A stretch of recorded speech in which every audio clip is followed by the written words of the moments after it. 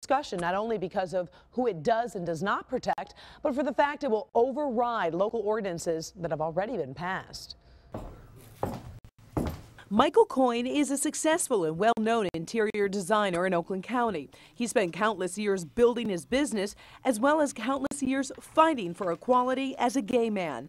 Recently, he's had House Bill 5039 on his mind. I don't understand why, with all the crises we have in the economic situation and the job situation, why isn't that, as a state legislator, why isn't that on your radar before something like this? The proposed bill would, in effect, negate all local ordinances protecting gay, lesbians, bisexuals, and transgenders from discrimination. Representative Tom McMillan from Rochester is pushing the bill. Well, I think it's good policy. Certainly we've, I think that, again, just to make sure we don't have a patchwork throughout the state. Currently, 15 cities in the state prohibit discrimination based on sexual orientation or gender identity. If you take a look at the list, you see many are in the Metro Detroit area: Ann Arbor, Birmingham, Detroit, Ferndale, Huntington Woods, and Ypsilanti. These ordinances are being used to discriminate against Christians and Boy Scouts and people like that. So, yeah, I think taking away that discrimination is good.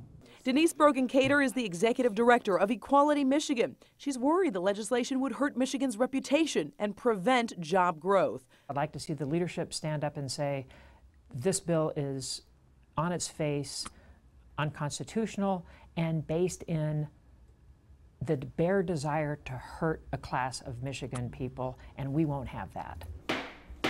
Nicolette Sargosa is a pastor. Gina Calcagno is a public policy director at a local nonprofit. They've been together for 11 years, originally from New Jersey. So moving here, we lost all of our protections and had to set up everything on paper. But they had no idea some local ordinances protecting their rights to equal housing and employment could possibly be killed. It's saying that if a city or a township wants to protect the rights of all of its citizens, to protect the interests of all of its citizens, it cannot do so. And that I have a big problem with. Religion has been used to justify all sorts of discrimination and hatred. I don't believe it's an appropriate use. It's not just the gay community upset about this legislation. If passed, any group that is specifically covered under a local ordinance that isn't covered under a state law would no longer be protected. For example, in East Lansing, there is protection written specifically for students.